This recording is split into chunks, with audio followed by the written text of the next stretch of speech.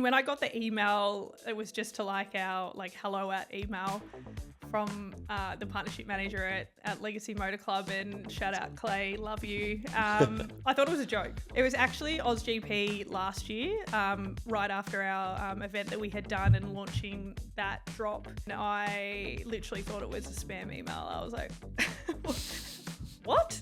And then looked up his name on LinkedIn. I was like, oh wait, this is legit. Hello and welcome to the Sports Grad Podcast, the ultimate guide to make it in the sports industry. I'm your host, Nathan Peroni, and on this podcast, I chat with people in industry and find out how they got hired into dream jobs in sport. If you want to know what people are doing to break in and grow their career, make sure to follow the pod and subscribe to our newsletter for even more advice. Or if you want to give yourself a competitive advantage in the job market and put your career on a rapid new trajectory, go to our website and apply for the next cohort of the Sports Grad Method program. Now, coming up on the show today is Hayley Conway, marketing, partnerships and fan experience consultant and co-founder of Principal, the label. Hayley has built one of the most enviable careers in sport and entertainment over a decade, working across some of the biggest stages on the planet. We're talking Formula One, the Paris Olympics, Paralympics, and the full force of Australian sports with AFL and AFLW. She's done time in broadcasting with ESPN and Fox Sports, run partnerships with the Australian Grand Prix, Football Australia and Tennis Australia, and produced fan experiences that put tens of thousands of people right in the heart of the action. But here's what makes Hayley's story so good for anyone listening. She didn't start in sport. She came through media buying and fashion PR, agency side, retail, the lot, and turned those transferable skills into a career trackside. And in 2024, she backed herself even further, co-founding Principal, the label, to carve out more space for women in motorsport. If you want to know how to pivot into sport, build a portfolio career across events, brand and partnerships, and bet on yourself along the way, then this one is for you. I wasn't here to host this wonderful episode, and you will hear from the founder, Ruben Williams, back in the chair with Hayley. So grab a pen and enjoy this chat with Hayley. Hey guys, Ruben Williams here, founder of Sports Grad. We'll be back to the episode in just a second, but I just wanted to take a moment to tell you about the Sports Grad Method program, which has been helping people land jobs and major sporting bodies in as little as 14 days and doesn't require you to take out a massive debt to get started. If you are looking to make a jump into the sports industry, but nothing seems to be working for you right now, then why not apply for the Sports Grad Method program? Inside, you'll get given a proven playbook and a one-on-one industry mentor, as well as access to the Sports Grad network, plus much, much more, all of which have helped people land over 800 roles in sport. If you're ready to back yourself and fully go after your career and not let life get away from you and wonder, what if I'd only given that a shot? Then you're the kind of person who we'd love to work with. So head to sportsgrad.com.au/program and you can apply to join us. Hayley, welcome to the Sports Grad Podcast. Thank you. What a pleasure to be here. I feel like we've had lots of reschedules. I know. We've finally got in the room. I'm very happy. We made it happen on stage at the meetup end of 2024. And almost a year and a half later, here we are. Honestly, that feels like it was 6 months ago. I know. Well, same with the Olympics, which we met at as well, which was 6 months before that, which I love sharing with people how we cross paths with guests and the backstory to that, which yours is a favourite of mine because I'd seen you on LinkedIn for a long time. We kind of orbited each other online, and then the Paris Olympics were happening, and I thought it'd be great to get some other Aussies working in sport together over in Paris and set up a WhatsApp group called Aussies in Sport in Paris. And straight away you were in there, and then next thing you know, we're having lunch on the streets of Paris whilst you were working a contract over there. Yeah, I actually referenced your WhatsApp chat the other day because I met so many great people through that. Like something so simple ended up leading to so many different cool friendships and associations along the way. So thank you for starting the WhatsApp chat.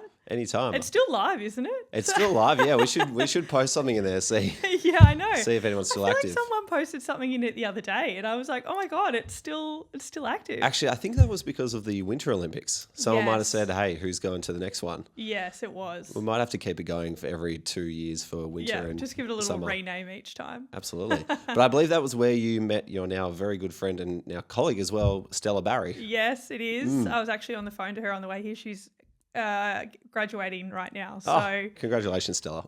yes, congratulations, Stella. I'm sure everybody's listened to Stella's episode. Social admin now at TA and Australian Open, and now for my clothing brand. So yep. That's pretty awesome. Very exciting, which we'll keen to touch on principal later as well. Sure, yeah. But yes, definitely listen to Stella's episode. I think she was 22 she was 22 years old working as a social media producer for the Paris Olympics, which was pretty phenomenal. So we had to get her on. Keen to kick off the episode with a few quick fire questions to help people get to know a bit more about you. So first one for you is, what inspired you to work in sport? I mean, a lot of things. I grew up in a very sporty family. I have two brothers who are AFL mad and every sport mad. But for me, I actually just love what sport does for the community and does for people. Like, you don't have to be a super mega fan to enjoy sport. And I love what sport does at a grassroots level, especially in team sport, and then how it brings people together later in life. You know, like being able just to catch up with someone at the tennis or at a footy match, and just the joy that brings. So whether you're a casual fan or you're a mega fan, like there is something for everyone. And I really love the fast-paced nature of sport. Like, I liked stuff that happens quickly. So I kind of thrive I say it's like controlled chaos. Like, I enjoy that hecticness of it. And I guess that's not for everyone. Like, there is like a lot of late nights, big weekends, because it's show business and the show must go on. So you don't really have the beauty of, you know, pausing a campaign or pushing something out a lot of the time. So you just sort of need to make it happen. And there's a lot of stuff that happens last minute. I'm sure anyone that you've had at the podcast would be like, working in sport, everything is last minute, but I don't know if it's last minute, but it just has to get done. So you just find a way to make it happen. So yeah, it's fun, hectic, but very rewarding. And what was your first ever sports related role? Oh my God. I actually don't. I mean, for anyone listening that isn't familiar with my story, I am now freelance and I consult across major sporting events. But for most of my 20s and early 30s, I was in the corporate world. So I did start in agency. And I think the first time I was exposed to footy was when I was like a media assistant, and I used to work on the Red Rooster account, and Red Rooster used to sponsor the footy.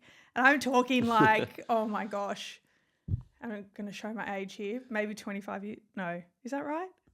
I'm not sure. 20, yeah, maybe 20 years ago. I don't know, something like that. Like, when they were pushing like the Ripper Roll lunch deals, those sort of things.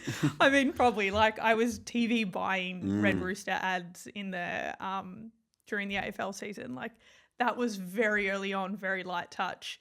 But then once I left agency about 5 years later, I got a contract role with Fox Sports down in Melbourne, which was it was a hybrid role technically across codes, but living in Melbourne, it was very much an AFL role. So I did marketing and PR for a year at Fox Footy, I should say. And yeah, that was sort of the first foray into sport. Yeah, like really sport focused role that I did. Yeah. And after high school, what study did you do? So I took a year off after school because I didn't really know what I wanted to do. And, you know, actually this is quite funny, like all the memes now that say, oh, look at all my teachers that said talking would never get me anywhere. Yeah. I was kind of like one of those students. Like, I wasn't the best student, but I loved writing and I loved telling stories. So, and I obviously loved talking to people. And so I did a PR degree, a comms degree, after I'd done a year overseas traveling, doing America and Europe. So then I did, a PR degree. Did it really serve me? Probably not, but I got to do some fun stuff with it. Like, I did an exchange in New York for a year. I went to uni games every year, played netball, won some gold medals. And anyone that's done uni games, like, if you go to uni and don't go to uni games, it is a missed opportunity because it is so much fun. Well, we were just discussing over the lanyard wall down the corridor and looking at the university sport lanyards that I've got out there. I tried to go and get drunk and play sport for a week at uni games one year, and then instead came across the tab for careers and then found the internship, and then the internship sent me to France. And I was like, if I can't do uni games and this is a a decent substitute for it. So Yeah. I actually never got to the chance to do it. But that's a shame. I mean, I played netball and I went to VU because I grew up in Essendon, and the VU netball team at the time was elite. Like everyone that played were incredible netballers. the golden era of VU netball. Honestly, it was like we beat Melbourne Uni every year and they hated it. Like the other side of the bridge, and we were like really good. And yeah, it was just a really fun time. Like I'm still friends with those girls to this day. Like which had I not gone to uni games, I don't think I really would have had that many friends coming out of uni, to be honest. Like I guess it's quite different in Australia. Like you sort of just go to your lectures and leave. Like, I mean, well, for me, that was the case anyway. So it actually did give me some friends outside of like everyone was studying something different, which I wouldn't have normally crossed paths with. So yeah, it was a good time. That would be a fun 10-year reunion for that championship that you guys won, I'm sure. I reckon it's probably more than 10 years, but I'll take 10 years. Well, Maybe I should have brought my medal if I could find it. Yeah, well, you got to have a reunion every 10 years for a success like that. Yeah. What's one question that you like to ask candidates applying for a job, or that you've loved to answer yourself going for some freelance roles in the past?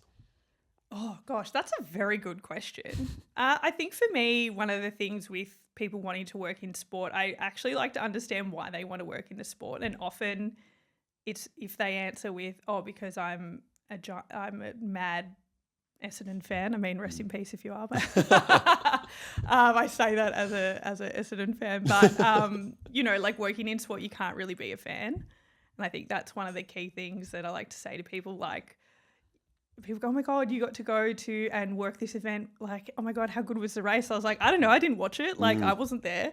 I mean, I was there, but I wasn't there as a fan getting to enjoy it. So I think there is that misconception that if you work in sport, you get to watch all this sport, and it's probably the complete opposite. You see bits of it, and it's usually on a screen somewhere near your desk or wherever you might be. So I think that's one thing that is always interesting for me. And now as a freelancer, I guess I do sort of have the beauty of getting to pick and choose sort of the major projects that I work on. And I never thought I'd be in a situation to be like, yeah, no, sorry. That doesn't really interest me. And that's sort of been a bit of at this point in my career, it's pretty cool to be able to do that because I have had to do a lot of projects that I don't necessarily have the passion for. But yeah, now I touch wood, please, nobody, like I get to work on some pretty cool stuff, and yeah, that's pretty fun. Really keen to dive into what some of those experiences are. But I remember the thing you mentioned about not being a super fan in sport reminds me of the very first interview I did for Sports Grad was way back in 2017 with a guy called Jim Kaler, who spent 9 years working as the Senior Vice President for Sales and Marketing at the Cleveland Cavaliers.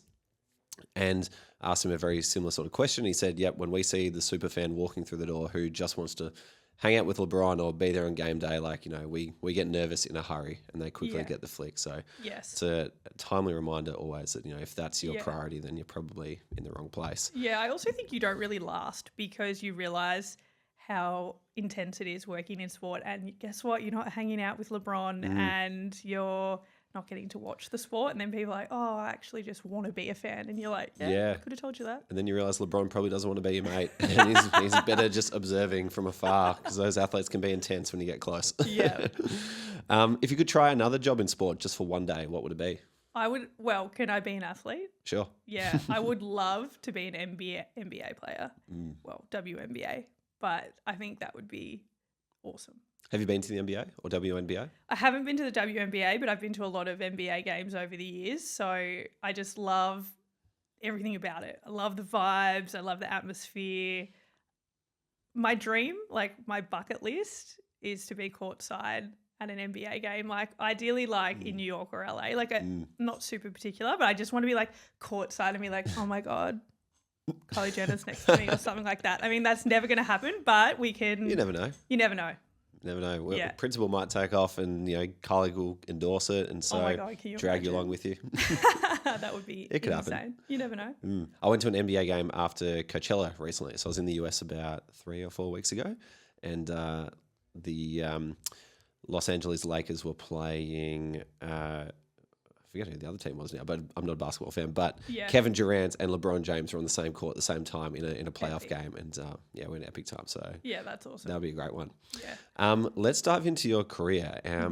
Really keen to hear a bit about what you're doing in the corporate world before you transition into sport, and where sort of your head and motivations were at that point in time. Yeah, so as I mentioned earlier, I started my career in agency. So when I came out of university, like everyone, you sort of struggle to find a job, and I applied for a job at a media agency purely because my friend was working there as a lawyer, and I was very naive and was like, oh yeah, it says media assistant. I just done my PR degree.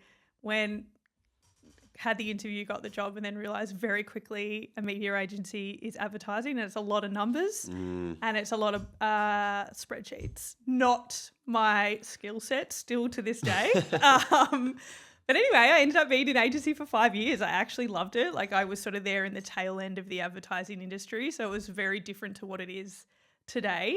So I worked in Melbourne for a couple of years, mainly on sort of Australian household brands. And then I moved to Sydney with them as well. And then Sydney was sort of where all their global accounts were. So then I moved on to some global accounts up there. And, you know, I had just got promoted in Sydney. I was getting the ferry over to our office one morning, and I was just like, I'm over it. I want to go back to Melbourne. Like, And it a was watershed just, moment on the literally, harbour. I called my mum and I was like, it was almost Christmas break. I was like, yeah, I'm going to resign and I'm going to come home at Christmas. And she was like, didn't you just get a promotion? I was like, I'm just done with agency. Like, I can't do it anymore.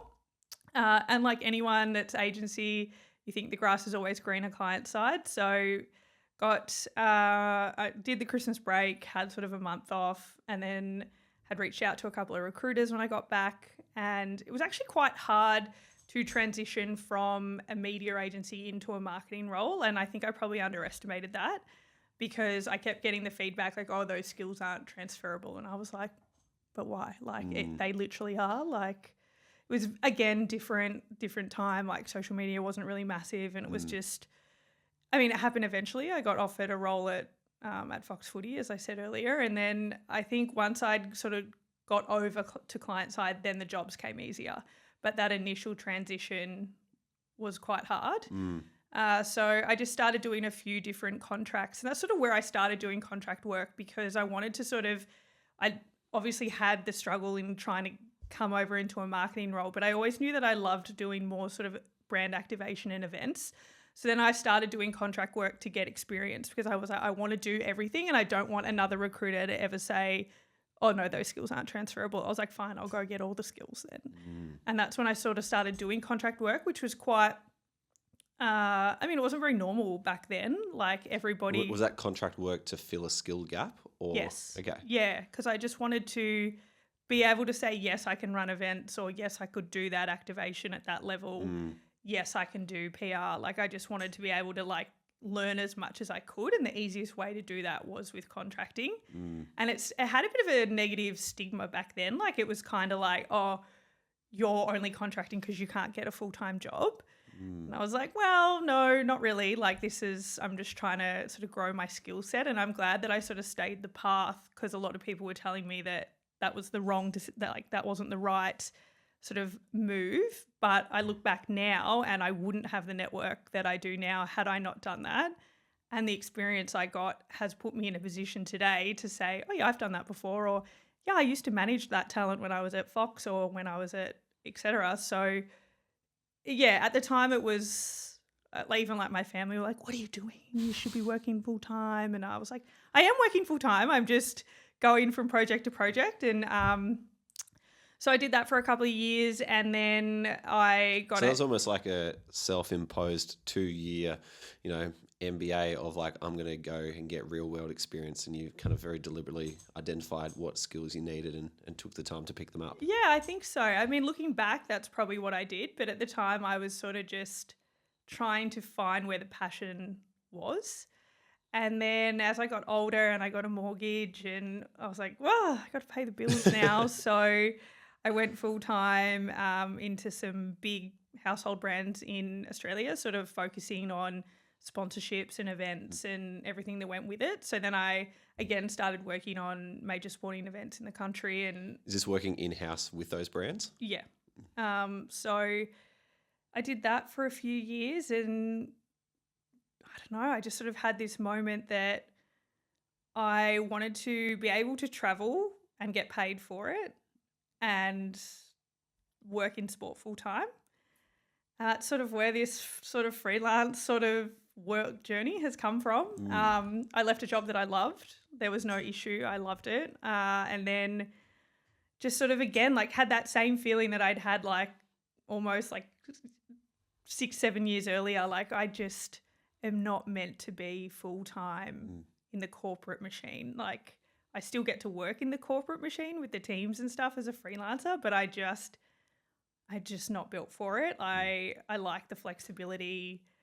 I like to sort of run on my own terms a little bit. So yeah, I felt like I always said to myself like, oh, I had like a salary in mind that once I got there, that was successful. And then when I did get there, I was like, don't love this.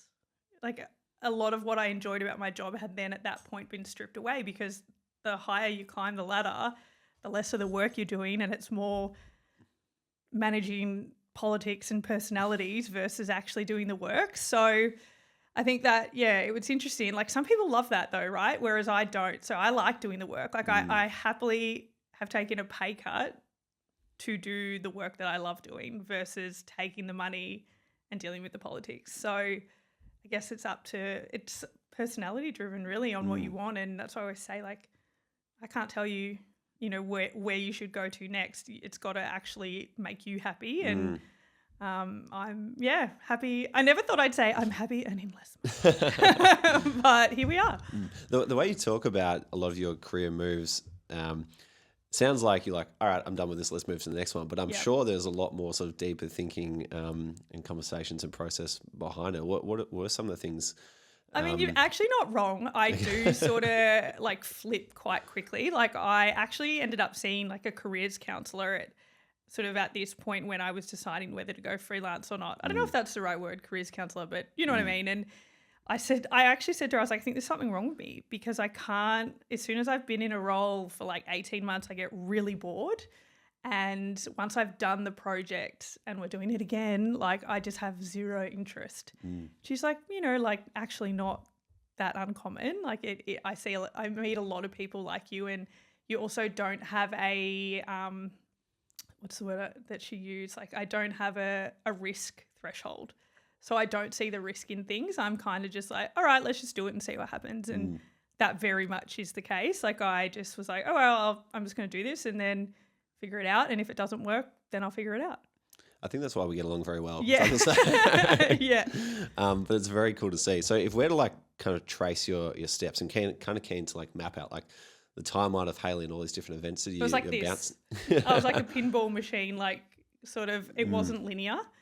It's still not linear. So I still do take jobs and I'm like, oh yeah, I can do that with my eyes closed, but I really want to go to that country or work that event. Yep. I think it's not just about, like I said, about the money, about the role. It's sort of all the pieces that go with it. One of the traditions we have in the podcast is we ask all of our guests to bring in a lanyard to be hung on the lanyard wall. And I've asked you to bring one in. Have you got it there? Oh, it's here. Yep. So what is this accreditation from? And can you tell us a bit about the event? So this was my first accreditation with the British Grand Prix. So with Silverstone, which is the racetrack for those that aren't F1 fans. So when I'd sort of made this decision that I wanted to do freelance life and I want to travel and work, I was like, well, I'm going to work in F1. And everyone was like, good luck. Like it was just coming off the tail end of Drive to Survive at its peak, coming out of COVID. And I was like, no, I'm going to do it. And the job that I was in that I loved, it was going into the Christmas break. And I said to my husband, like, I'm going to quit my job. And he was like, what? Why? Like, you love your job. I was like, I know, but I want to work in F1 and I need to work the Australian Grand Prix in order to get a job overseas. Like if I don't work AusGP, then there's no way they're going to hire me or I'm going to get a job. No one's going to take me seriously. They don't know who I am. I need to go work AusGP. And a few years prior, I had done a contract with AusGP, and I still had some good contacts in there. And I reached out and I said, look, I'm looking for a job, ideally one that is dealing with the teams or dealing with Formula One management, because I want to sort of build a network outside of Melbourne. And they were like, so wait, you want a contract role? I was like, yes, I don't want a full-time job. That was a loose brief. And they had a job doing fan experience for the AusGP that year, a contract role. And I was sort of like, what do you mean? Like, what's fan experience? Like at that point, I was like, do you mean you book the DJs? Like, I don't. They were like, I mean, that's a small part of it, but there's a lot of other things. And anyway, long story short, I took that role, loved it, like had the best time, so much fun, was able to sort of meet a lot of people because they were all here, obviously, and I had a short window to sort of build relationships. And what year was this? This was 2024, 3? Yeah. 4 or 3. And what was the fan experience stuff like at the Grand Prix in that year? I mean, it's still epic. It's obviously, if you've been to AusGP, Melbourne Walk, so producing Melbourne Walk, we really evolved it that year from what it had been in previous years. So starting to, bring in all the driver songs and the music and build it up as an actual place to be at the track. Back then, we still had the stage with Melbourne Walk, so they would then go from Melbourne Walk onto the stage and do their driver interviews, which was if you look at it now, it's quite a small space on one of the ovals. And since then, we then evolved it and moved it over to the main stage, the driver interviews, and split Melbourne Walk. So they ended up being very separate sort of fan moments for people to get a piece of the drivers. So, but back then it was doing the stage and Melbourne Walk and logistics of getting drivers to and from wherever they needed to be to do those. So it was like crazy, but so fun, like probably, more fun than I could have ever have thought. And I was like, okay, like I really wanted to work British Grand Prix because it is, it's the British Grand Prix. It's Silverstone. It's the biggest one on the calendar. It's the home of motorsport. And I feel like I contacted every single person that I knew that had a connect, to the point where I think they just said, just give this girl a job. Like at this point, just give this girl a job. Make her go away. Just let her go. Yeah, I got someone at Formula One to email. I got the CEO of AusGP to email. I got friends that worked at teams over there. Like I went all angles. They were like, okay, fine, you can work. So they put me just in a what were you asking them to say in those emails?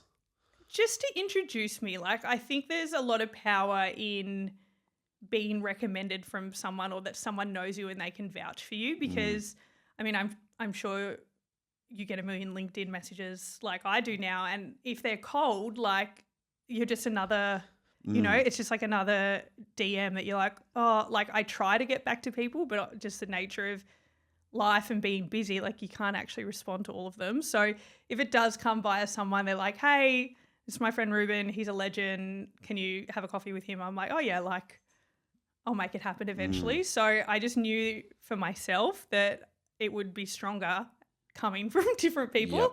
And I went everyone that I knew. So and straight to the top as well, it sounds like. Oh yeah, all levels covered. Yep. So yeah, I think they were just like, okay, fine, you can just be a zone manager in our inner track, which was like similar, like in theory, I thought it was going to be similar to what I'd done at AusGP that year with Melbourne Walk, but very different. Silverstone is just a huge racetrack.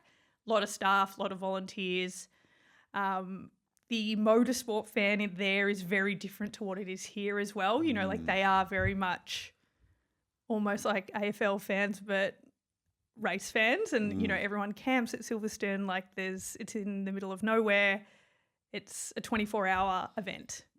So the campsite, it's like a festival, really, is the best, that has a race. Like that's the best way to describe it. And it's really intense and really long hours. And I was zone managing a team within the inner track, and it was full on. I was like, this is hard. Like that was like in the trenches, awful weather, you live on track. Like it was really hard. And I was like, never again.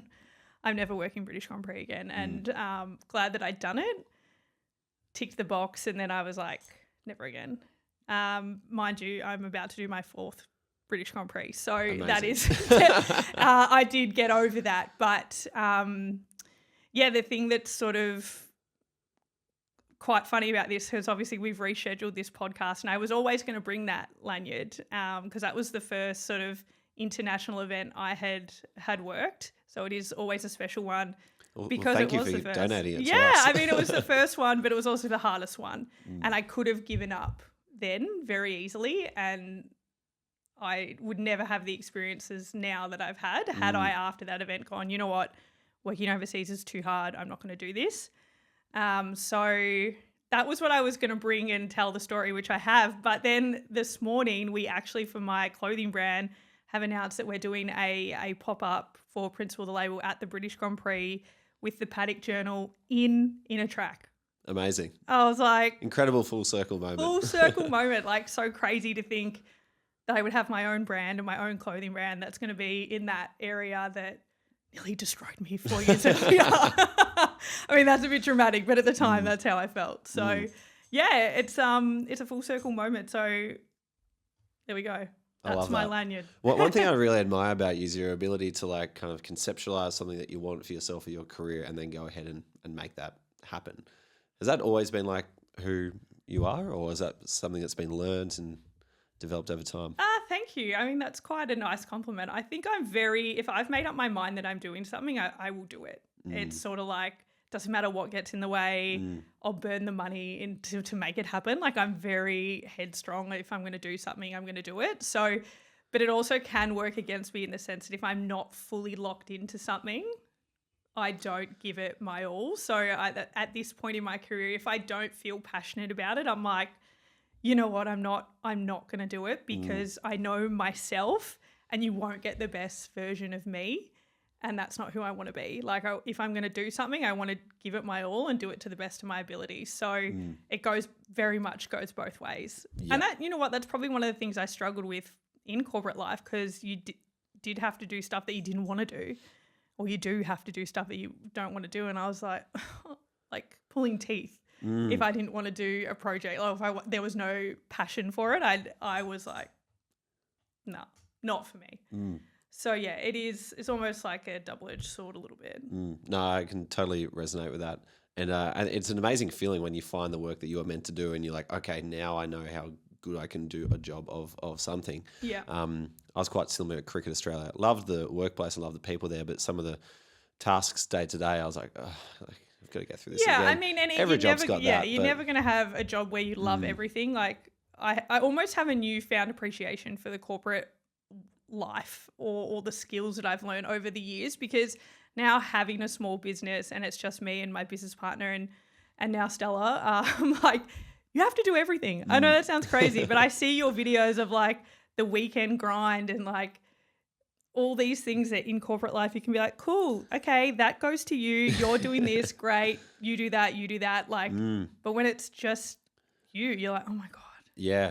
Well, one of the things there's always something you have to do. There's always something. Well, one thing, are you using Claude at the moment? Do you know what? I haven't converted and I'm still on chat, but everyone's telling me to move to Claude. Oh, it's amazing. It's been life-changing. But one of the things I built for myself to try and help with that, just to keep me organised, is basically a personal assistant. Yeah, that's good. And some people who, are deep into this will probably be like, Ruben, you're giving way too much information away to the internet, but I've got it connected to my calendar, to my Gmail, to my Notion, where I kind of set all my goals and projects and task manager and whatnot, just so I can wake up each day and be like, what do I need to do? And just take that away from me. Yep. And it's been, a sigh of relief so far. So, yeah, okay, interesting. I mean, I think for me, how I've sort of been able to manage it is because I obviously work on lots of projects at the same time.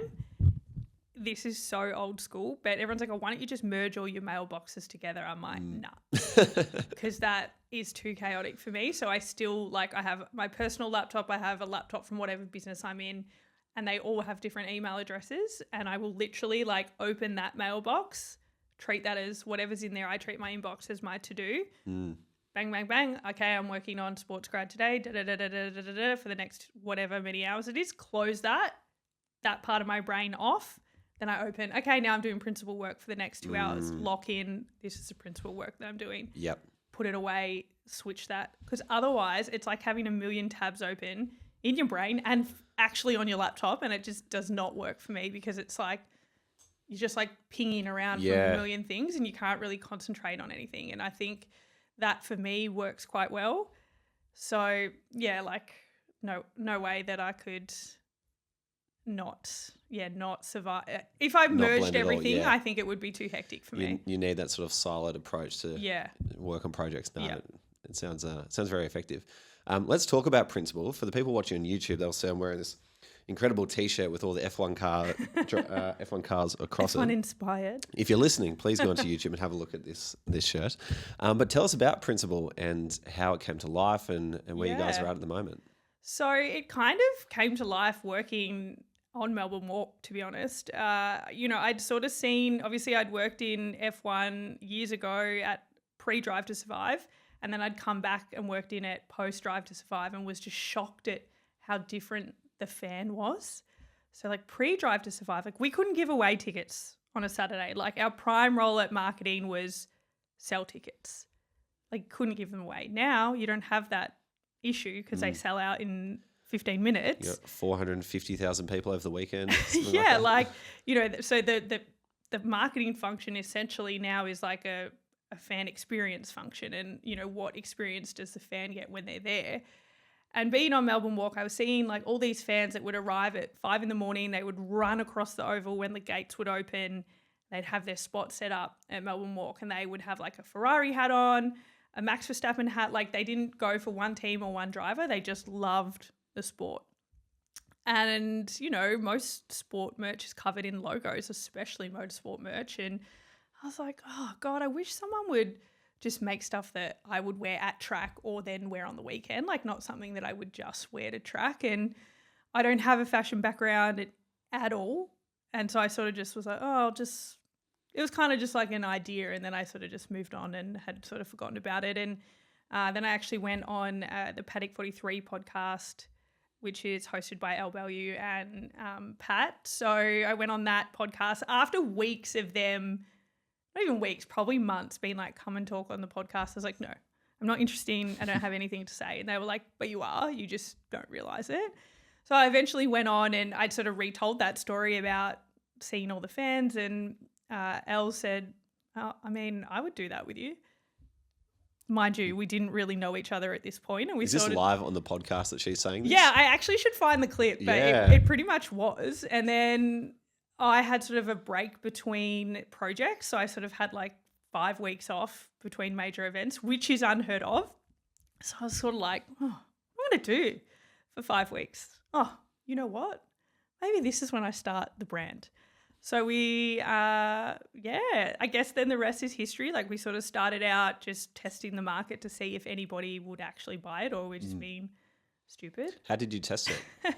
So I have 2 friends that have had an activewear brand, Tully Lou, here in Melbourne for 10 years. And I had sort of told them this is what I was wanting to do and would they be interested in doing it as a collaboration with us, because they had done the hard yards of finding good factories and all the things that you learn in small business over 10 years. And they also had the credibility from a quality perspective, because we didn't want to make something that was like another Etsy brand with bad quality. You wash it once, it falls apart.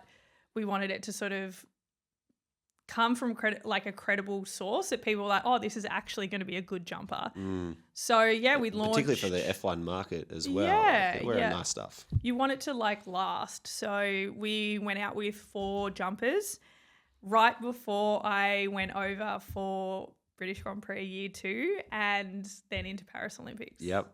So yeah, don't start a business and then go overseas. I do not recommend that. But I guess we were quite lucky because the girls did all the packing and everything of the orders for us as part of the collaboration. So, and it was, really well received, and it just has sort of grown slowly from there. And I think everyone sort of keeps saying, when are you going to work in it full time? I was like, do you know how hard it is to like earn enough money to buy stock, market, and then pay yourself? Like that's a slow burn. And I think I don't actually know if that's what we want. I think the beauty of it so far is we make the decision and we don't have to ask anybody, because, you know, like the minute you ask or you get investment, you're then reporting to somebody else. And then I'm like, oh, I'm just back in corporate life where something takes 26 meetings and 5 million approvals to happen, and then it comes back and it's not what you'd pitched. And, you know, for now it's just fun making stuff that we like, that we want to wear, and just been really fun to sort of have people along for the journey. And we did our first solo pop-up shop for AusGP this year here in Melbourne. And I mean, 2 weeks prior, we weren't doing a pop-up shop, and everyone was like, you'd be crazy not to do your own pop-up shop. How do you get a shop in 2 weeks' time? Yes, exactly. I was also like, one, we don't know how to run a shop, but I was like, I do. I had worked in retail my entire life while at uni and as a teenager. You're like, finally, this has become very useful. Finally, my retail skills are coming in play. We just put something out on Instagram and said, hey, super last minute, but does anyone know of any shop fronts or anyone that we could speak to? And we ended up doing it at Melbourne Quarter. So we did a pop-up down there, and they were awesome. Like, it's a new, I don't know if anyone knows Melbourne Quarter, but it's sort of down opposite Southern Cross Station, like a big new build that the AFL is now actually moving to. So I was like, oh gosh, I'm back at Melbourne Quarter, home of future principal pop-ups. Yep. But and then it was sort of just go. And the wild part was I had just come off working the Australian Open and was back at the AFL working Gather Round. And 2 of the biggest, fortnights and then weekends of the year. Yeah. And I had sort of underestimated the pop-up. I was like, oh, I'll be able to like take my laptop and work and just serve the one customer every now and then. But I mean, thank you for everyone that came down. It was hectic. Like, you know, we were on the pop-up map. Like, you saw all people posting stuff like F1 content creators, like, go check out the Quadrant pop-up, go check out the Enchante pop-up, go check out Principal the Label. Like, we were on the map with the big dog brands, and that was very surreal. That's very cool. Yeah. So how many people did you get in over that weekend or that week? I don't actually know the numbers, but it was busy, so busy that I had to say to the AFL, I'm so sorry. I actually can't work. Like, I need to take like these 10 days off to be able to do this, because it's really busy, which is great. And they were very lenient and let me do it. So it was better than we could have ever expected. So you can turn around a pop-up shop in 2 weeks, it appears. That is very good to know. It was stressful though, super stressful. So I mean Q1 for me this year was massive, probably the biggest I've ever done. I'd never done an AO before. And I'd never done a pop-up shop, and then rolled in Gather Round. So it was on top of the Grand Prix, like. Yeah, and then obviously had on-track commitments I work with Girls on Track and Motorsport Australia, and Elle, my business partner, had a lot of commitments with her podcast, obviously. So we called a lot of favours on our friends. So thank you to all of our friends that came and worked in the pop-up. Like, they all sort of had shifts, and it was actually quite nice because we started like a WhatsApp chat, and I knew how competitive they all were. So if I started putting in what everyone had made in their shift, that they would want to beat each other, like old school retail tactics. That is great. And everyone's like, I'm going to beat you. Like, I had like my friend who's a CEO of a law firm. He came down and did a shift. Like, that's awesome. And they were all like, oh my God, this is so much fun. I'm loving this. But you kind of forget. And again, it comes back to the principles of fan experience, is like, people want to be immersed in things and they want to feel part of it. And, you know, we were meeting people wearing like things from our other drops. So all of our drops are limited. So we'll never repeat a style or anything. So, you know, they were coming down and wearing stuff from previous drops and just like loving the journey that we're on. And sort of that community we've built around it has been really, really, really special. So it's been fun. And we've got a few things coming up in the next quarter. So before we get to that, I was going to mention that you have done a few events in the past. Like, I remember you held your launch party event, and you've done a few watch parties as well. Yeah. Sounds like you're very deliberately kind of curating this fan community who also want to, you know, wear good fashion at the same time. I think F1, I mean, in Australia, obviously with the time difference, it is quite hard to be a fan. And obviously living in Australia where footy and cricket are, you know, your main sort of sports, finding the F1 crowd that are F1 fans all season is actually not as big as you think it is. Like, all the people come out of the woodwork for AusGP and are F1 fans, but the ones that are up at 2 a.m. watching races or wanting to go to the pub and watch a race is actually quite small. So, I mean, small, it's still big, but it's not as big as what I think people is. So putting on those sort of events to bring people together to watch F1 at midnight on a Sunday is pretty cool.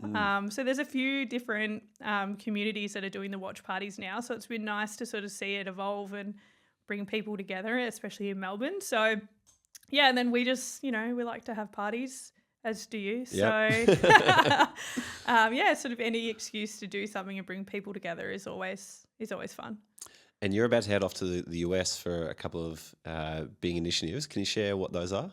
Yes. So Principal has got our first collab within the NASCAR series. So we are doing a limited drop with a NASCAR team called Legacy Motor Club. How would you compare them to like a team over here? Just for people who aren't familiar with NASCAR. I mean, I'm not familiar with NASCAR. This is also so new to me. So I actually don't know. That's going to be a let me know. I'll come back to you. Okay. And because I don't know what to compare it to. Like, is it going to be like Bathurst mixed with F1? Like, I don't know. We went and did some like Vox Pop content in the city the other day. If anyone go to Principal the Label on Insta, and we were interviewing AFL footy fans on their way to the G, asking them about NASCAR, like very basic questions. No one knows anything about NASCAR in Melbourne. So, I mean, it's kind of cool to sort of learn and educate people along the way. So, yeah, it's going to be fun. We're going to North Carolina. It's Memorial Day weekend in the US and just going to, I don't know. I actually don't know. It's actually kind of nice because I'm sort of going in and being like, who knows what it's going to look like. So collaboration with this NASCAR team, does that mean like, your label with like their logo kind of printed on it, that sort of thing? And, yep. And do you expect this to be purchased by people mainly in the US or to? I think so. Like, we're not really sure, to be honest, how it's going to go, but we're hoping that it sort of changes. At the moment we are very much an Australian small startup. And we're hoping that this is sort of the push to get us in front of more of the US audience, a whole new sport essentially. So, yeah, I hope it's the first of many and it sort of puts us on a new trajectory for the rest of for the year and time ahead. So, but it might not. People might hate it. So please support. I'm sure they'll love it. But that's cool because then you can take it to like other teams or other, take it to F1 or other brands and say, hey, look at this collab we've done and build off that, right? I hope so. I mean, when I got the email, it was just to like our hello at email from the partnership manager at Legacy Motor Club, and shout out Clay, love you. I thought it was a joke. I thought it was So they reached out to you? Yeah. Unreal. It was actually AusGP last year, right after our event that we had done and launching that drop. Yeah, it was around that time, and I literally thought it was a spam email. I was like, what? And then looked up his name on LinkedIn. I was like, oh, wait, this is legit. And as you know, a lot of these things take a really long time. So it has been a long time in the making. So we're excited. We were meant to go over and launch it in February at Daytona, but as we know, Q1 in Melbourne, as Hayley the freelancer, not as Hayley founder of Principal, is my busiest time of the year, and it was just timing wasn't it. So yeah, we're excited to go over now and start this new and avoid Melbourne winter for a little bit. Very well played. Yeah. Yep. And what else have you got planned while you're there outside of the NASCAR? So we're doing a photo shoot for our next drop in New York, and then we're trying to meet up with a couple of different sporting organisations while we're over there, Stella and I. We are bringing Stella over, so Stella's going to be the new admin, so awesome. Get ready. But yeah, we're just going to so we've sort of put it out, if anyone's around wanting to do a catch up. I mean, sporting wise, it's not a great time. It's sort of like baseball. So yeah. Baseball all year round pretty much. Yeah, so there's not a lot on sporting wise, depending on what happens in the playoffs in the NBA. But yeah, there's not a lot of sport on, but we're just trying to catch up with other people that are doing cool stuff. Like any Australian brand I speak to that goes over to the US, they're like, it's just sort of game changing because it's just at a different scale. It moves at a different pace. People are really like they'll get around you. Whereas I find in Australia, like it's harder. You know, I hear you talk a lot about tall poppy on the pod at times, and it is very real. So I literally, like, on my close friends today, I wrote like, I'm going to be flooding the feed with content and I want you all to like it, because like we're trying to compete with these big brands with multi-million-dollar marketing budgets. Like, we don't have that. It's so like hard. you got to comment on small business guys. At a minimum, I think it was Brand Hubber from the AFL who sent me an Instagram post one day that said, like, you know, real friends, you know, don't ask for free stuff or a discount. No, they pay full price and leave a review. So 100%. If you're a friend of Hayley, make sure you pay full price and leave a review. They're probably like, yeah, I've bought 5 things and I don't even like F1. I'm like, good. Yeah. I mean, I say this wearing a free t-shirt from you, but everybody else go out there. Yes. So we have 2 drops coming over the summer, the European summer, I should say. A few hoodies coming in for Melbourne winter. Everything is limited drops, and once they have been done, we won't do them again. And then I don't know what we're doing the back end of the year. Again, the beauty of small biz life, but we'll just sort of see how this goes, because all of our funds have gone into this, and then hopefully make some funds back and then put another one out. It's just this constant game of moving money. Yeah. What's the design process like? Because you mentioned you're not in fashion. Yeah. Obviously got a passion for it. But how do you go about, you know, literally designing the label? Oh my God, we've learnt so much. So the first collab we obviously did with my friends, and that Tully has a fashion background, so she sort of taught us how to make tech packs. And so if you want to make a t-shirt, what's a tech pack? A tech pack is basically what goes to the factory with every single instruction. So logo needs to be 7 centimeters from the collar. It needs to be this wide. It needs to be this heavy.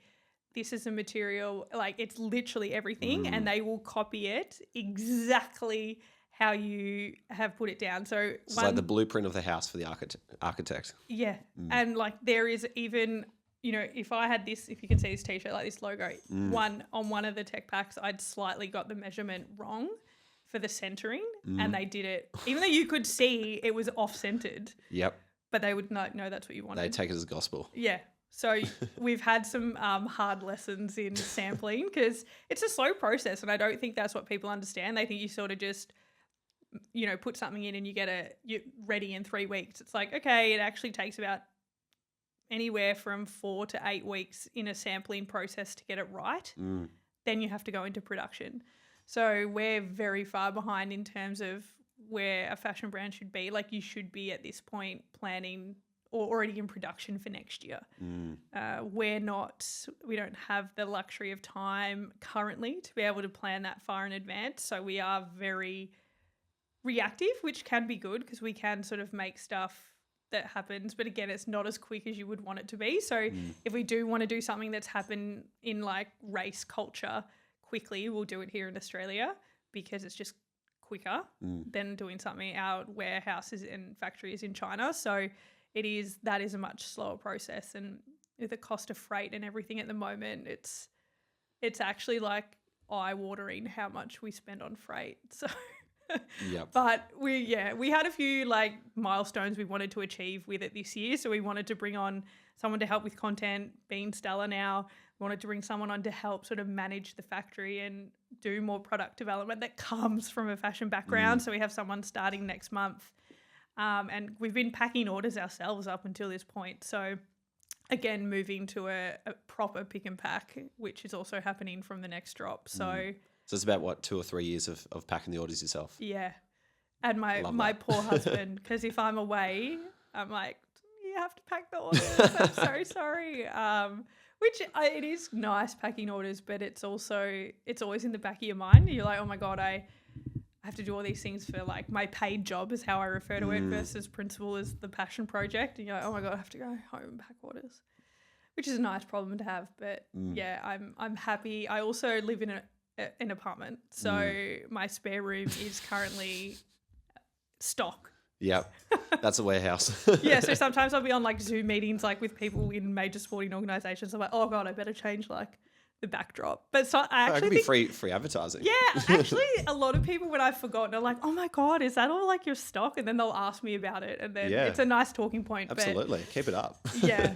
But yeah, so we are moving forward with all of those things in the next half of the year. So that's exciting. Yep. But is it you and Elle that's literally doing these designs for all of it? Yep. Very Yeah. cool. We also work with an artist like us. So she does a lot of hand painted drawings. So some of the t-shirts that you see that have the drawings on it, she does, some really awesome artwork. We found her on TikTok a couple of years ago and she's sort of been on the journey with us, which has been really nice. And we have like a few different people help us with design. So we can sort of be like, here's the vision.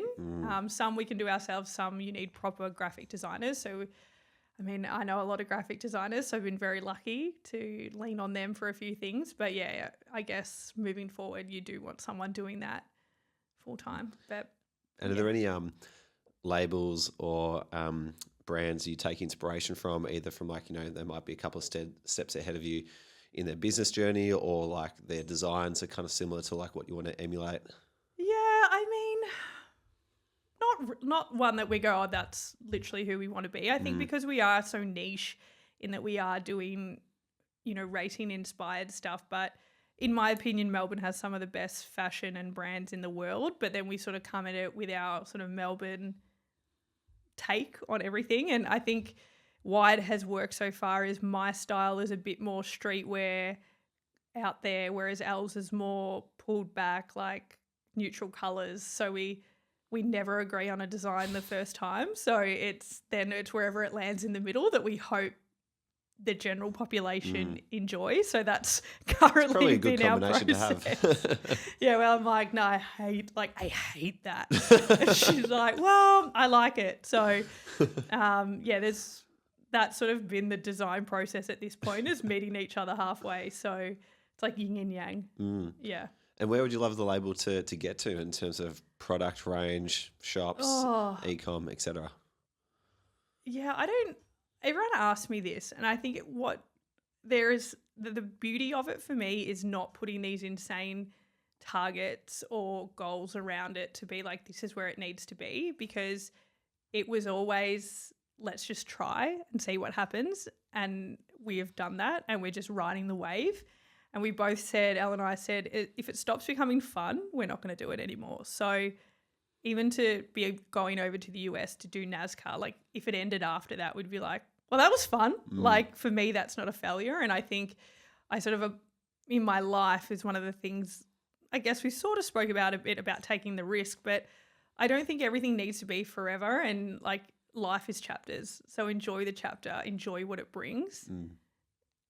And you can move on to something else. You don't have to stay in a job forever. You don't have to have a business forever. Like, yeah, it's not a failure. At least you've done it. And that's more than you've tried. That's more than what most people are doing. So, like, you can go to a job and hate it and leave. That's okay.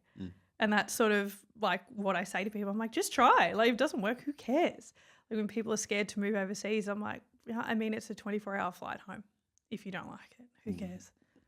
Your friends and family will still be here. So, yeah, I think long-winded answer to that is I don't really know. Like I didn't think I'd have a pop-up shop at the inner track at Silverstone. So that in itself is epic. So, yeah, it's just been, fun. I think it's a great perspective to help you enjoy the journey as well, because that is all there is. And if you're thinking too far ahead, then, you'll never enjoy any part of it. So, yeah. And it sounds like with that in mind, it will probably continue to be a good success as well. So very excited to see where you take it. I'm keen to hear a bit more about... We should do a sports grad collab, side note. We should. I'd love to. We can do some jumpers or something. That would actually be great. Yeah. People have asked me about merch for years and years and years, and I've always kind of been like, would love to, but it's not the main priority right now. Yeah. But would love to. Absolutely. All right. Well, this is how Principal started. Okay, so great. This can be our new, sports grad range. All right. Well, what do you think would work well? Oh, God, don't put me on the spot. I'll come back to you. Okay, cool. No worries. All right, we'll I reckon like a rugby style jumper. I like with the stripes and the collar. Yeah. Yep. I was like, do you have one here in your room? No. No. Well, we used to like... Well, you could do like one of those woolly cricket jumpers. That could be cool. That could be cool. Yeah. Or even like a a cricket test captain blazer. Oh yeah. Oh God. I would enjoy that. I don't think people would be like. God, I can't get my words out. I don't think they'd be rocking that on a Sunday morning at brunch, though. No, I but don't you think could so. get one, a custom one made for your sports grad house parties. Yeah, exactly. Or maybe when someone gets a job, then they get a blazer to go with it. A gold blazer? Yep, you're now Love it. indoctrinated into Sports Grad Hall of Fame. I don't mind it. But we did do a crew neck jumper years ago that just had Sports Grad established, 2017 or something on the front of it. And then I got one printed. I got a running singlet printed for the Melbourne Marathon in 2024. Yeah. Got a friend to design all that and ran in that. And then everyone was asking me when's the running singlet coming out, which is probably just a case of getting it printed a few more times given the design is all there. Yeah. But true. yeah, merch I think we will have to look at. Yeah, and then we can sell it at the events. Well, then we can do a pop-up, yeah. Yeah. Done. And at the meetups. Yeah. That would be great. Like a cool little pop-up after everyone's loving and being inspired after the event. And then they take home a jumper. I love that. Okay, well, let's make it happen. All right, done. Have I told you about my friend Jason who works in F1? With Lando? Yeah. Yes, you have, yeah. Yeah, so for people... If Jason's listening, don't steal his idea from me because he's got more budget than we do. No, he's preoccupied with many other things. Yeah. I try and get him involved and he's like, I can't. But you might catch him at Silverstone because he's doing all the Lando pop-ups at the moment. Yeah. And that must be nice. I always look at brands with all these big budgets. I'm Yeah. like, oh yeah, that must be nice. yeah, well, Because there's all these cool things I always want to do. But even in Australia, our budgets aren't what they are overseas. So you're like, oh God, I'd love to do that Coachella style pop-up. Not necessarily for principal, but for something here. And you're like, just don't have that that sort of brand activation money here, sadly. no, it would be nice. Funny you mentioned Melbourne Way earlier. Jason, I got stuck on Melbourne Way with Jason at the 2024 Grand Prix. At Melbourne Walk, yeah. Yeah, Melbourne Walk. Yeah. So Jason, for those who don't know, is the brand manager for Lando Norris. And we met working at the Commons co-working space. When he joined, he just happened to have the desk next to me. And I asked him, what do you do? And he goes, I manage the brand for an F1 driver. I'm like, okay, cool. Which one? Yeah. He goes, Lando. And how many years ago was that? That was 2023, I reckon. Yeah. Maybe 2022. Yeah, okay. Yeah, he just happened to be living in Australia for about a year or so. How did he get that job? That's so random. He started, he was always doing photography, videography, web design sort of stuff, social media stuff for a long time, but he was also a go-karter. And he went down to the go-karting track one day and identified that this one particular kid was extremely good and approached Lando at 14 years old and said, hey, do you want me to do your social media? Do you want me to build a website for you? I can look after that side of your brand for you at a very, very young age. Wow. So he basically backed the right horse for 10 years before Lando ended up winning the championship. That's insane. Yeah. What a story. I know. And so when we were working side by side at the Commons, he was working on UK time and I'd be working late. So we just became good mates. The last one's there. Yeah. And so that meant when the Grand Prix rolled around on the day of the race, Jason messages me and said, hey, I've got a spare pass. Do you want to come along? And I didn't know what I was expecting, but he hands me a pass with a green lanyard, which, as you know, is separate to the corporate ones. It's an FIA issued one, which means that when the race starts, everyone's got to clear out of their garage walks and pit lane walks and whatnot. But I could stay, and so I watched the start of the 2024 Grand Prix from the McLaren garage with Jason, and after the race, Jason's doing an upload of all his photos onto his laptop and eventually finishes his work. And he's like, when Lando's done inside there, we're going to go out together. So we then follow Lando out of the paddock. We go through the gates and he starts turning right onto Melbourne Way. I was just expecting to walk out and leave. We walk out, turn right. There's 1,000 fans pressed up against the fence waiting for Lando to exit. Yeah. And all of a sudden, there's Lando walking with Jason, his dad, his security guard, that skateboarder, the Australian skateboarder, Keegan, somebody who's won a couple of gold medals, just happens to be friends with Lando. and then me. And I was like, I am so Is out there of... content of this somewhere? There is somewhere. Surely. Someone, I think V Trung sent me like a video clip one day that someone put a mashup together of Lando, and then like there's me in the background because one particular clip had been taken from this. You start signing autographs along. Yeah, along no, the walk, absolutely not. Well, the ones that stay there till the very end, they're even another level of super fan. Because yeah, you can literally stand on Melbourne Walk until nighttime when the drivers leave. Wow. Like that's dedication. Absolutely. Yeah, I don't know. I could do that. But Yeah, me I was out there and just like sunk to the back. I was like, okay, I don't know how we got here, but That's awesome. this You is have fun. to send me that clip. Yeah, I'll find it for you somewhere. Yeah. Awesome. Well, thank you so much for coming in, and thank you so much for sharing your career. I know a lot of people follow you on Instagram and on LinkedIn and see all the exciting stuff that you do, but to hear the effort and dedication and manifestation that goes into what you've built and over a long period of time is really cool to hear. So thanks for finally jumping on the pod. Yeah, thank you. Thanks for having me. Appreciate all the support over the last couple of years, but yeah. And if you see Principal around, make sure you pay full price and leave a review. Yes. Thank you. Thanks for that last minute little plug there. Appreciate it. Thanks, guys.